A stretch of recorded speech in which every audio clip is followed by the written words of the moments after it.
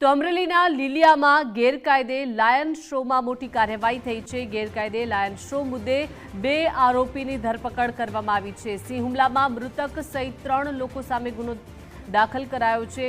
Wild life protection act હેઠળ ગુનો દાખલ કરાયો છે। મૃતક અહેમદ ઉર્ફે સોહિલ મેમણ સામે પણ ગુનો દાખલ કરાયો છે।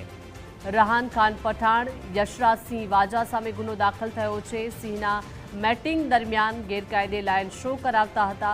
સિંહે હુમલો કરતા એક વ્યક્તિનું મોત નીપજ્યું હતું।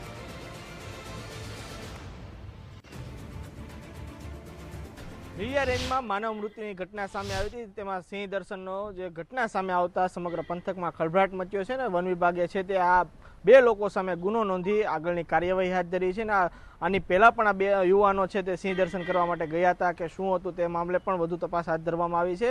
બંને યુવકોને છે કોર્ટમાં હાજર કરી વધુ તપાસ માટે છે તે રિમાન્ડ પણ માંગવામાં આવશે ને જે યુવકો દ્વારા છે આ મોબાઈલમાં જે ડેટા જે ફોર્મેટ કરી દેવામાં આવ્યો છે તે મોબાઈલને પણ FSL માટે મોકલાવવામાં આવશે અને હાલ આ પંથકમાં વન વિભાગ દ્વારા કાર્યવાહી કરવામાં આવતા સમગ્ર પંથકમાં ખળભળાટ મચ્યો છે। જૈનિક સોઈત્રા, ગુજરાત ફર્સ્ટ, અમરેલી।